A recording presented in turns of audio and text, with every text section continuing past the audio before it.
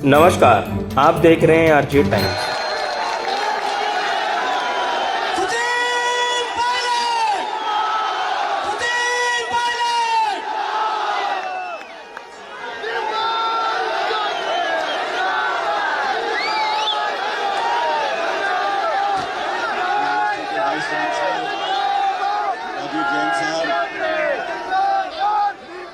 हमारे छात्र संघ के पदाधिकारी संदीप गुजर साहब, गोविंद बिश्नोई जी, सार्थक शर्मा जी, अतुल शर्मा जी, मंच पर उपस्थित विधायक वेद प्रकाश सोलंकी जी, मुकेश भाकर साहब, इमराज गुजर साहब, निर्मल चौधरी जी, दिनेश गुजर जी, सविता मीणा जी, ज्योति खंडेलवाल जी, मनीष यादव, आशीष मीणा जी, अमित पूनिया, अनिल चोपड़ा जी, सुरेश चौधरी साहब, जयदीप तमड़िया जी, महावीर जी, उत्तम चौधरी साहब, राकेश मीणा जी, प्रेमचंद जी, कैचनू, इमरान कुरैशी, नटराज जी, मंच पर उपस्थित सभी अतिथिगण, आज इस कार्यक्रम में मौजूद मेरे सब नौजवान साथियों,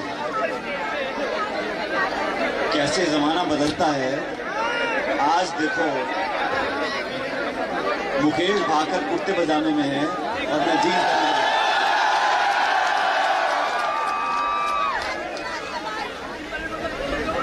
आज के कार्यक्रम में मुझको यहाँ पर आमंत्रित किया, मैं सबका धन्यवाद करना चाहता हूँ। यहाँ पर आप सब इतनी बड़ी संख्या में मौजूद हैं। आवाज नहीं आ रही आपको? हेलो हेलो, हमारी आवाज माता। दोस्तों, आज का जो कार्यक्रम है इसमें हमारे जो चुनाव जीते सब साथी, उनको मैं सबसे पहले बहुत बहुत शुभकामना देना चाहता हूँ, बधाई देना चाहता हूँ। और मंच से अभी संदीप जी ने, हमारे निर्मल जी ने भाषण दिया, मुझे मौका मिला आपके बीच में आने का, इसलिए मैं चाहता हूँ किसी 10-5 मिनट मुझे बातें सुनो। दोस्तों, पिछले कुछ दिनों में मुझे राजस्थान के अलग अलग जिलों में किसान सम्मेलन जो आयोजित हुए थे उसमें जाने का निमंत्रण मिला। मैं रामगढ़, झुंझुनू, पाली, तमाम जिलों में गया और मैंने सभी किसानों को आवेदन किया कि हम सब किसान परिवार के लोग, हर जाति बिरादरी के लोग संगठित हों, अपनी समस्याओं के बारे में जागरूक हों और हम लोग आने वाले भविष्य के लिए, आने वाली पीढ़ियों के लिए ऐसा नीति निर्माण करें कि हमारा जीवन बदल सके। इस देश में और खासकर राजस्थान की जो जनसंख्या, जो आबादी है, 2/3 30 और 35 साल से उम्र की कम के लोग। आप जैसे लोग इस राजस्थान के अधिकांश मतदाता हैं। हम लोगों को बेहतर व्यवस्था चाहिए, पढ़ाई शिक्षा के बाद रोजगार के अवसर चाहिए और नौजवान लड़के लड़कियों में जो प्रतिभाएं हैं, उन प्रतिभाओं को प्रदर्शित करने के लिए हमें प्लेटफॉर्म चाहिए। जो मेहनत करते हैं, गांव में, शहर में हाथों से मजदूरी करते हैं, बहुत मुश्किल से बच्चों का पेट पालते हैं, उन बच्चों की तकदीर बदलने के लिए हमें सहानुभूति, हमें किसी की भीख, ये सब नहीं चाहिए। हमें अवसर चाहिए, हमें प्लेटफॉर्म चाहिए, हमें स्वच्छ प्रतिस्पर्धा चाहिए। और हमारा राजस्थान का नौजवान, आज आपका कंपटीशन बंबई, दिल्ली, चेन्नई के लोगों से नहीं है। आज हमारी प्रतिस्पर्धा पूरे देश की दुनिया के साथ है। हमारे अंदर वो गुण, वो कला, वो ताकत होगी, तभी हम दुनिया भर के नौजवानों को चुनौती दे सकते हैं। हमें अपनी सोच को, हम लोगों को जो नीति बनाने का काम करते हैं, जो सरकारों में, राजनीति में, विधानसभा में, राज्यसभा में, लोकसभा में, हम सब लोगों को सोचना पड़ेगा कि हम जो कानून बना रहे हैं, जो नीति निर्माण कर रहे हैं, जो योजना बना रहे हैं, जो कार्यक्रम बना रहे हैं, जो पाठ्यक्रम बना रहे हैं, वो किसके लिए बना रहे हैं। अपनी सोच को व्यापक करना पड़ेगा। हम लोगों के अंदर भविष्य की पीढ़ी की चिंता अगर नहीं रहेगी तो हम सही राजनीति नहीं करेंगे। चुनाव आते हैं, हम एक दूसरे का विरोध करते हैं और करना भी चाहिए, सिद्धांतों पे करना चाहिए, मुद्दों पे करना चाहिए। पिछले 5 दिनों से मैंने जिन बातों पर भाषण दिया है वो मुद्दे हैं किसान के, नौजवानों के, आप लोगों के। वो व्यक्तिगत आरोप नहीं है किसी के ऊपर। साथियों, व्यक्तिगत आलोचना करना, गाली गलौज करना, कठोर शब्द बोल देना बड़ा आसान काम है।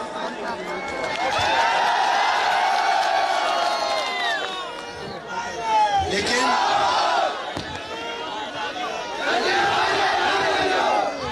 आवाज आ रही है पीछे आप लोगों को? नहीं आ रही, इससे आ रही है। लेकिन इन 32 सलाखों के पीछे जो बिना हड्डी की जीव है उसको श्रृंखलित करना ये बहुत जरूरी है। मुंह से निकली हुई बात कभी वापस नहीं आती। और मैंने मेरी राजनीति में मेरे स्वर्गीय पिताजी से बहुत कुछ देखा, सीखा। और राजनीति के अखाड़े में बड़े बड़ों को पटखनी देते हुए देखा है।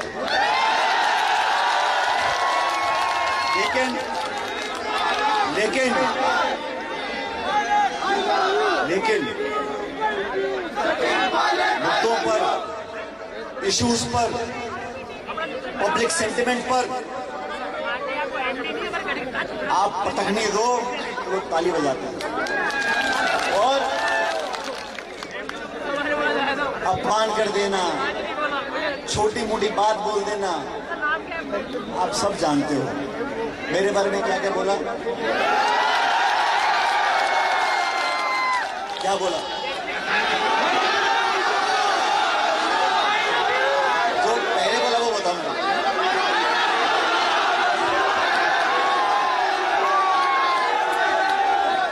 तो साथियों, इन सब बातों की जरूरत नहीं है। मैंने हमेशा, और मैं आप लोगों को बोलना चाहता हूं, क्योंकि मैं आज मैं इस कॉलेज में आया हूं, मैं कोई प्रोफेसर नहीं और मैं कोई मास्टर नहीं, लेकिन मैं आपके बीच में आया हूं, आपसे उम्र में बड़ा हूं, इसलिए मेरा दायित्व बनता है। मैं आपसे बड़ा हूं, मेरा दायित्व बनता है मैं आपको सही बात बोलूं, आपके संस्कारों को जगाऊं। आपकी परवरिश ऐसी होनी चाहिए कि आप लोगों का मान सम्मान करो, लोगों को इज्जत बख्शो, और इज्जत दोगे तो इज्जत मिलेगी। मैं आप लोगों से कहना चाहता हूं, नौजवान साथियों, मेरे दोस्तों, आप इस कॉलेज में पढ़ते हो, आप इस कैंपस में पढ़ रहे हो, बड़े खुशनसीब हो। ऐसे लाखों करोड़ों बच्चे हैं जिनको इन कॉलेजों की चार दीवारी नसीब नहीं है। आप इस अवसर का, इस माहौल का, आपको एक अच्छे वातावरण में पढ़ने का जो वरदान मिला है, इसका सदुपयोग करें और अपने आचरण में, अपनी भाषा में, अपनी बोली में, अपने विचार में, अपने व्यक्तित्व में ऐसी चीजें लेकर आओ ताकि आपसे आगे आने वाली पीढ़ी, आपसे आने वाली आगे पीढ़ी आप पर गर्व कर सके, आपको सम्मान दे सके। मैं तो आपसे कहना चाहता हूं, युवाओं के साथ सिर्फ न्याय होता रहे, उनको उनकी काबिलियत के आधार पर मौके मिलते रहे, उनकी प्रतिभाओं को हम रोकने की जगह बढ़ाने का काम करें, संतुलित, संयमित, अनुशासन के साथ आप लोगों को आगे बढ़ने का रास्ता दिखाएं, वो सब संसाधन आपको मिले जिनको लेकर आप अपना जीवन बेहतर कर सकते हो। ये हमारी कोशिश होनी चाहिए। अब दोस्तों, जब चुनाव आते हैं और मैं प्रचार करने जाता हूं तो मेरे सामने हमेशा बीजेपी खड़ी रहती है। और आप सब जानते हो, जब मैं प्रचार करता हूं मैं उनका धुआं निकाल देता हूं।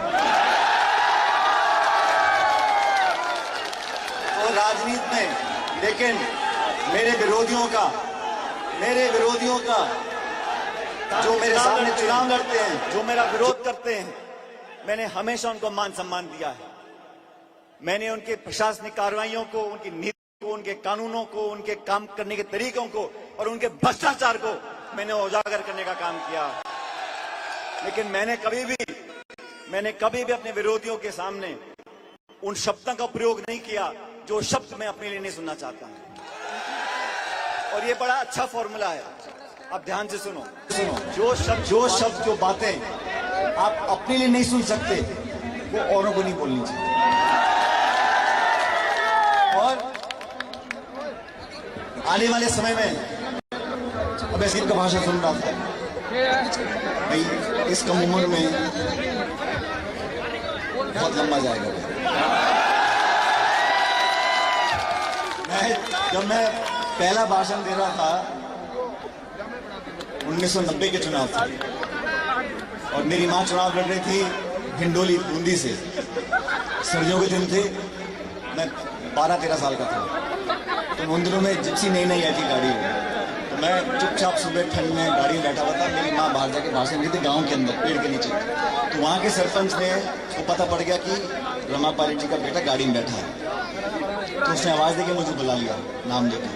अब मीटिंग थी, चुनाव का समय था, मैंने कहा नहीं जाऊंगा तो लोग बुरा मानेगा। तो मैं जाके वहाँ बैठ गया मंच पे। वहाँ होंगे 150-200 लोग गाँव में।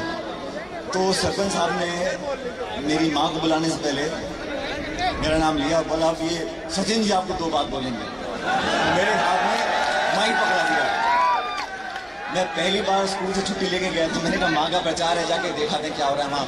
उस टाइम पोस्टर और ये स्टेंसिल से दीवार पेंट वगैरह करते थे, तो मैं वहाँ देखने गया था। वहाँ उसने मंच पर मेरे माइक पकड़ा दिया हाथ में। अब वो माइक पकड़ा मैंने, लोग सामने मेरा मुंह देख रहे हैं। अब मेरी माँ यहाँ बैठी है, अब मैं क्या तो भाषण देता क्या नहीं बोलता। तो मैंने माइक उठा के मेरे का 1.5 या 1.25 मिनट भाषण दिया होगा और मेरे दोनों घुटने कांप रहे, मेरा हाथ कांप रहा है, मुझे समझ में मैं क्या बोलूं। लेकिन मैंने ले दे के बोला, मैंने कहा भाई आप मेरी माँ को जिताओ चुनाव में, हम सब मिलकर आपकी सेवा करेंगे। पहला भाषण में 13 साल का था। मैंने वहाँ माइक पटका जोर से पकड़ा गाड़ी में, मैं जा रहा हूँ वापस स्कूल पढ़ने के लिए। लेकिन भाषण देना, मैं आज के दिन इसको देखो, ये तो भाषण से पता पड़ जाता है कौन निर्दलीय कौन दल का। भाई छूट है तो निर्दलीय मर्जी आप बोल सकते हैं। लेकिन मैं हर जगह जा रहा हूँ साथियों, क्योंकि मंच ये एक राजनीतिक मंच नहीं है। लेकिन जिस विचारधारा को, जिस दल को मैंने 20 साल तक मजबूत किया है, मैं हमेशा उसको मजबूत करने का काम कर रहा हूं। और जब 2013 में मुझे पहली बार, 2014 में मुझे पहली बार प्रदेश का अध्यक्ष बनाया था राहुल गांधी जी ने और सोनिया गांधी जी ने, जब जयपुर आके काम करना शुरू किया, उस समय हम लोग चुनाव हार गए थे, आप जानते हो। आप तो बहुत छोटे थे। 2013 में हमारे सिर्फ 20 सांसद विधायक रह गए थे। तो हमने 5 साल तक बहुत संघर्ष किया, सबके साथ मिलकर किया। और उन 5 सालों में 13 से 18 तक जब हम विपक्ष में थे, तो आप में से कुछ लोगों को याद होगा, कुछ की जानकारी होगी, मैं आपसे पूछना चाहता हूं, कांग्रेस अध्यक्ष के नाते उन 5 सालों में हमारी मेहनत में कोई कमी देखी आपने? मेहनत खूब करी, बोलो हाँ कि नहीं? संघर्ष में कोई कमी देखी?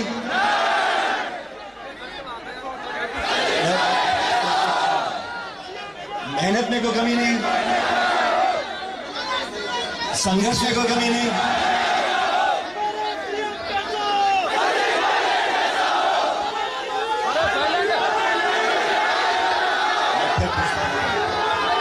भैया नारेबाजी मत करो, मेरी बात को ध्यान से सुनो, ध्यान से सुनो और सिर्फ जवाब देना। मेहनत में कमी दिखी, संघर्ष में कमी दिखी, रगड़ाई में कमी दिखी, तो मैं इसलिए कह रहा हूं, आप सब लोग भी हिम्मत से काम लो। आने वाला जमाना, आने वाला भविष्य देश प्रदेश का आप सबके साथ है, नौजवानों के साथ है। और मैंने जो मुद्दे उठाए हैं, मैं चाहता हूं न्याय मिले, जल्द मिले, बिना पक्षपात के मिले, और न्याय मिलना भी चाहिए और न्याय दिखना भी चाहिए कि मिल रहा है। छात्रों के भविष्य के साथ जो खिलवाड़ करेगा मैं उसका विरोध करूंगा। छात्रों के भविष्य के साथ कोई भी बगैर विवाद होगा, कोई भी विरोध करेगा तो मैं उसके सामने खड़ा होऊंगा। छात्रों को, स्टूडेंट्स को, और सिर्फ छात्रों को नहीं, नौजवानों के भविष्य को बेहतर बनाने में जो योगदान देगा मैं उसका समर्थन करूंगा। इसलिए साथियों, मैं आपसे आग्रह करना चाहता हूं, आप समझदार लोग हो, जागरूक लोग हो, सब व्हाट्सएप फेसबुक के सब घूमे हो, सब जानते हो, तो जो हकीकत है, वास्तविकता है, उसको पहचानो, अच्छे बुरे में फर्क को समझो, अपने पराये के फर्क को समझो। जो आपके लिए संघर्ष करे, आपके साथ खड़ा रहे, आपके दुख दर्द में शामिल रहे, उसके कंधों को, बाहों को ताकत दो। और मैं प्रदेश भर में, देश में जहां भी जाता हूं, ये बोलकर जाता हूं, अगर मुझे कम उम्र में मौके दिए थे, मेरी पार्टी ने मुझे बहुत कम उम्र में मौके दिए, मैं 26 साल का संसद में चला गया था। और जब मैं प्रदेश अध्यक्ष बना था, जब मैं अध्यक्ष बना तो मैंने जितने जी नगर पालिका के चुनाव हैं, पंचायत समिति के चुनाव हैं, तब उस वक्त मैंने 40% टिकट उन लोगों को दिए जिनकी उम्र 40 साल से कम थी। और मुझे अवसर मिला अध्यक्ष बनने का, तो मैंने बहुत सारे नौजवानों को विधानसभा तक पहुंचने का एक मौका दिया। बाकी हार जीत भगवान कराता है, लेकिन मौका देने की बात होती है। अगर हम लोग, आप सब जो मंच पे आज खड़े हैं, जो आज कोई अध्यक्ष है, उपाध्यक्ष है, महासचिव है, विधायक है, पूर्व विधायक है, महापौर है, हम सबको मौके मिले। हमें दिल बड़ा रखना पड़ेगा, हमें अपने से कम उम्र के नौजवानों को मौका देना पड़ेगा, उनको सिखाना पड़ेगा, उनको आगे बढ़ने के लिए प्रोत्साहित करना पड़ेगा। और ये एक बहुत महत्वपूर्ण कड़ी है। मैं तो सलाम करता हूं, अभी न्यूजीलैंड की प्रधानमंत्री, आपने देखा होगा, 42 साल की, सबसे कम उम्र की प्रधानमंत्री बनी थी 7-8 साल पहले। आज उन्होंने कहा कि भाई मेरी कोई रिपोर्ट छपी थी कि उनकी रेटिंग कम हो गई, मैं साहब मैं इस्तीफा दे रही हूं, मैं पार्टी के लिए काम करूंगी। न्यूजीलैंड के प्रधानमंत्री, दुनिया का चर्चित चेहरा, 42 साल की उम्र, 8 साल पहले प्रधानमंत्री बन गई। जब लगा कि जनता में, उनकी शाखा में रिपोर्ट आई कि पब्लिक रेटिंग होती है, ओपिनियन पोल, उसमें नंबर कम आ गए, उसने कल रात को टीवी पे कहा कि मैं अपना इस्तीफा दे रही हूं और अपनी पार्टी के लिए काम करूंगी। सोनिया गांधी जी ने कहा उदयपुर में, और सोनिया गांधी जी का मैं बहुत कायल हूं साथियों, कि वो अध्यक्षा थी 2004 में, हम जैसे 15-20 लोगों को बुलाया, उन्होंने दिल्ली बुलाया और टेबल बैठा के पूछा कि आप सब कम उम्र के लोगों, नौजवानों, 23, 24, 26 साल के लोगों को हमारी पार्टी का मैनिफेस्टो बनने जा रहा है लोकसभा चुनाव के लिए। उस टाइम वाजपेयी प्रधानमंत्री थे।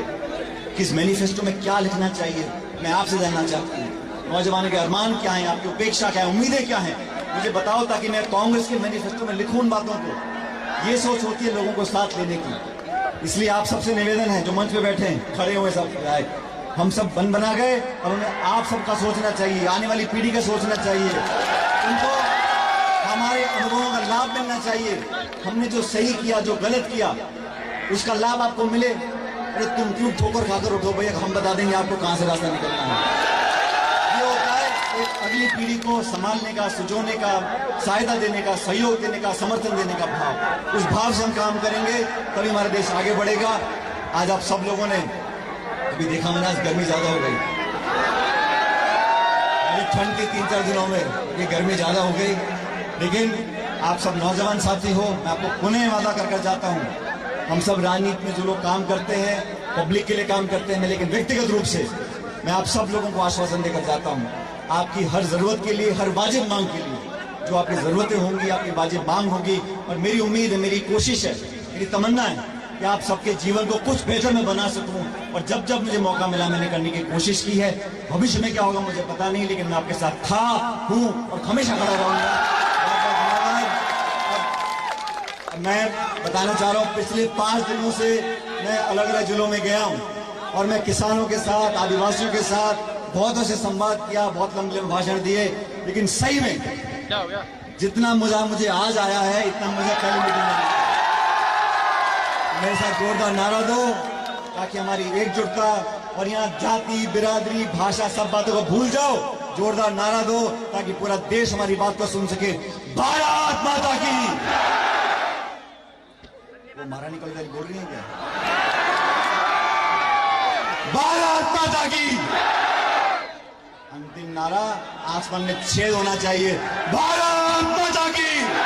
बहुत बहुत धन्यवाद। राम राम साहब। बहुत बहुत धन्यवाद। आरजे टाइम्स को देखने के लिए लाइक सब्सक्राइब जरूर करें।